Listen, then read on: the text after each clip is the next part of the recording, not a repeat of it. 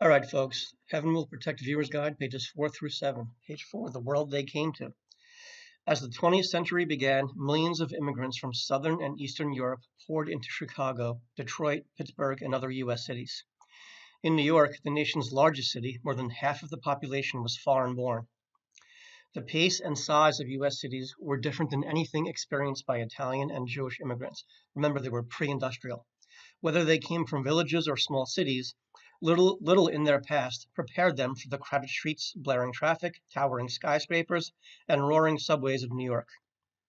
Like other U.S. cities, New York was marked by great diversity. Neighborhoods were defined by class, religion, ethnicity, and race. Bias forced most of the city's 50,000 African Americans into Hell's Kitchen, Harlem, and pockets of Brooklyn. Southern Italians, who were considered black by some New Yorkers, were also targets of racial discrimination. Hell's Kitchen, by the way, is a neighborhood in Manhattan, very close to the 5 Points. Historically speaking, African Americans followed the Irish. So the Irish would live in the 5 Points. They would get enough money to leave. The African Americans would then live in the 5 Points. All right, and the Irish had moved into Hell's Kitchen, an Italian. Once they were able to leave, then African Americans would follow in Hell's Kitchen. Okay, it's near modern day where we would call it Chelsea Piers today in Manhattan. So if you're ever driving by Chelsea Piers on the West Side Highway, that's by Hell's Kitchen. As new immigrants settled downtown, New Yorkers with older roots in the city moved uptown or to the city's outer boroughs, such as the Bronx. All right, subways, trolley lines, railroads, bridges, and ferries made possible this escape from the inner city. So many of the white Anglo-Saxon Protestants left the city and would just work in the city. They would live outside Manhattan and work inside Manhattan. Okay, moving out to the burbs. All right, and Manhattan is where you would have African American, Italian, Jewish, Irish, so on and so forth. All right. Yet for all their differences, millions of New Yorkers read some of the same newspapers, saw the same movies, laughed at the same comic strips, mixed in public spaces like Coney Island, first amusement park, and wore mass-produced fashions that blurred class distinctions.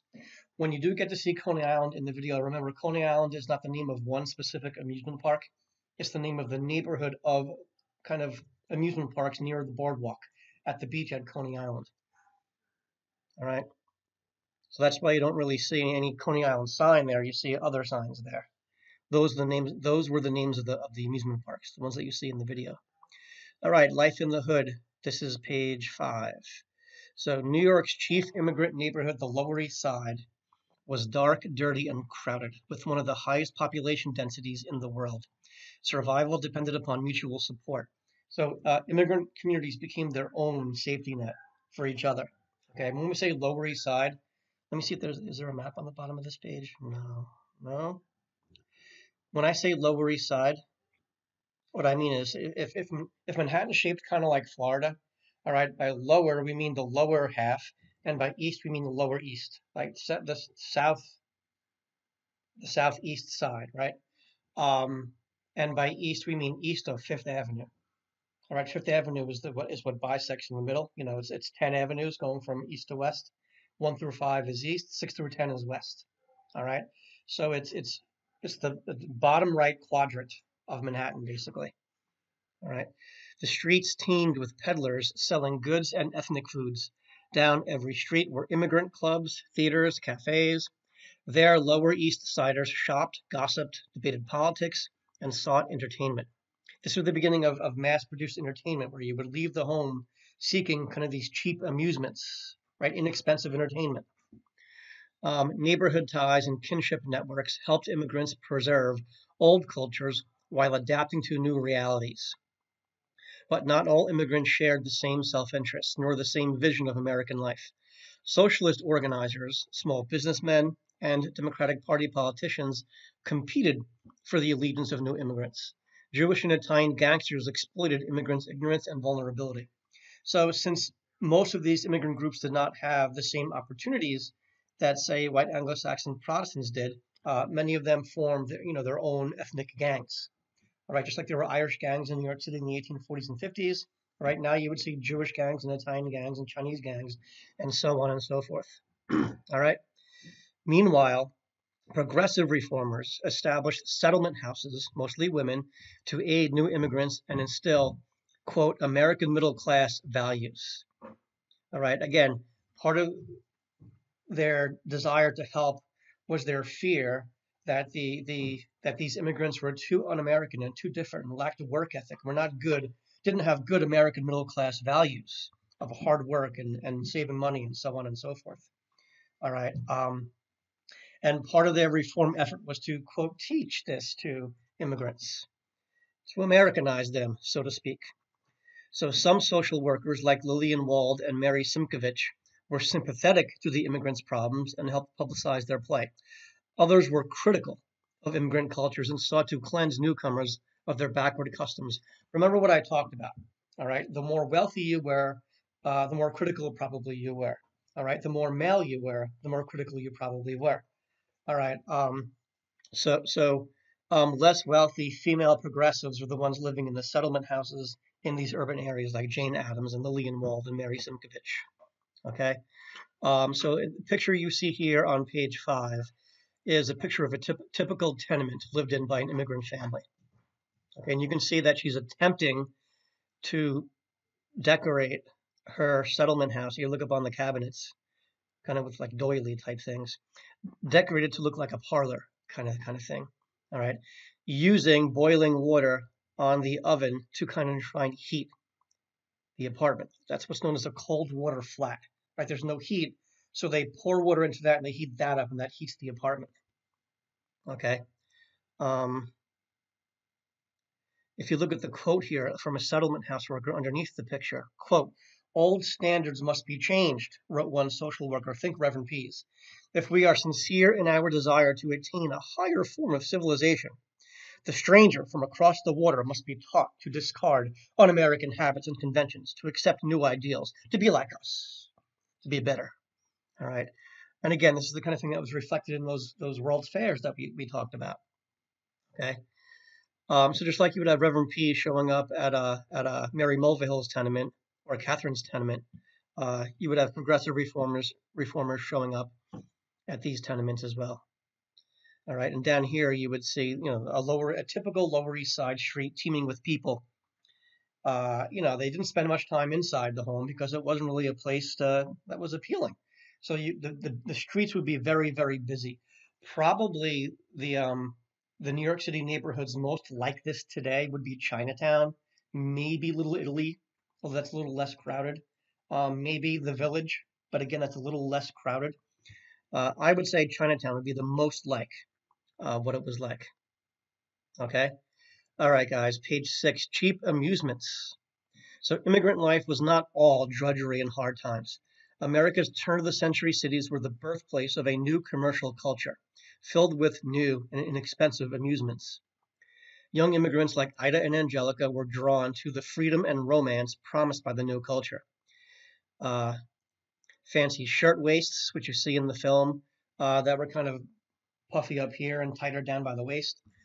Moving picture shows or movies, bustling dance halls like Hammerstein Ballroom, which is still in Manhattan. There were endless ways to spend the few dollars that working girls like Ida and Angelica found in their pay envelopes, which we now call our paychecks or direct deposit. But such leisure pursuits involved more than buying.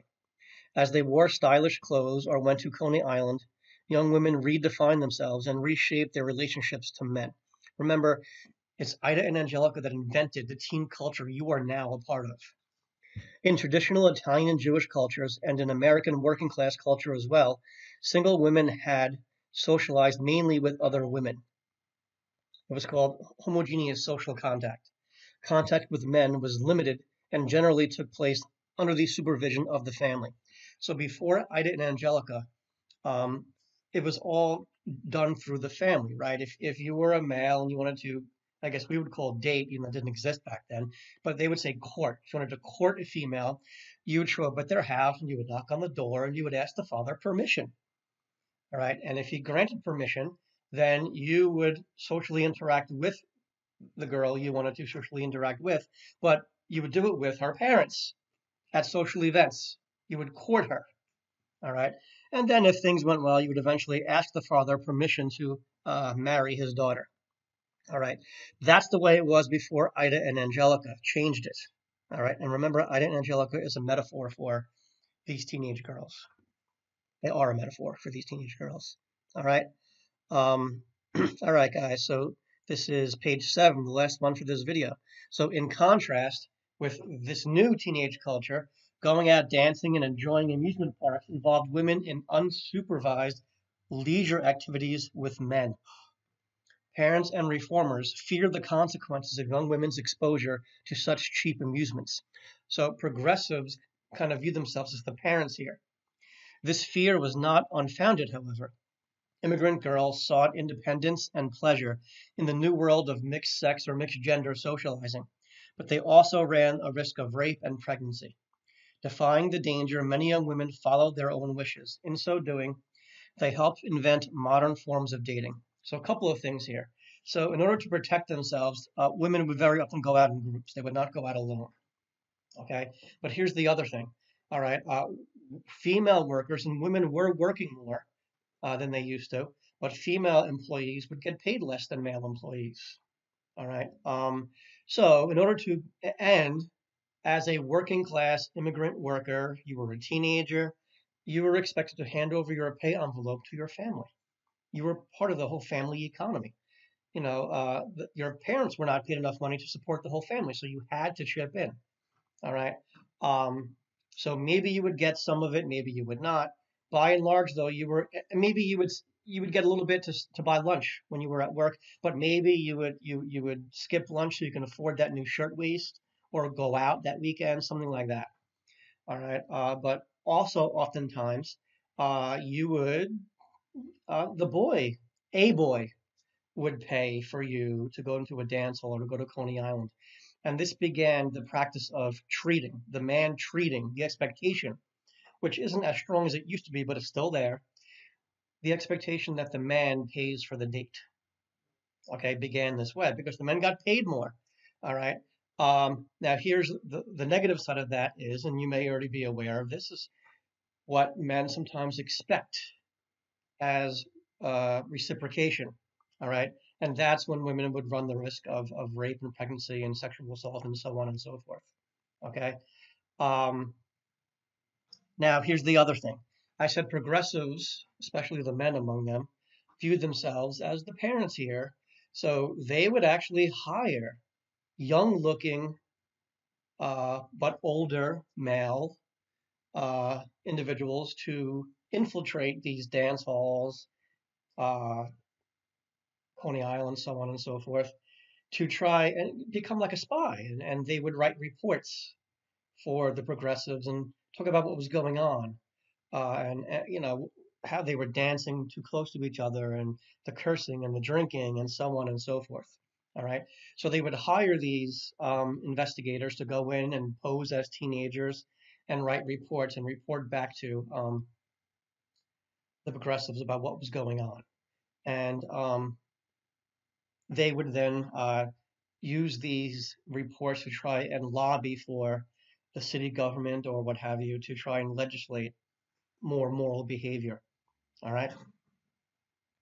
All right. So Ida and Angelica's actions reflected the vast changes affecting the way American women participated in family life, in the workplace, in politics, and in romantic relationships. The early 20th century saw the rebirth of the women's suffrage movement, which soon drew the support of many immigrant women. The actions of young immigrants were part of the emergence of the, quote, new woman and the coming sexual revolution of the 1920s, which maybe you'll learn about next year, the flappers.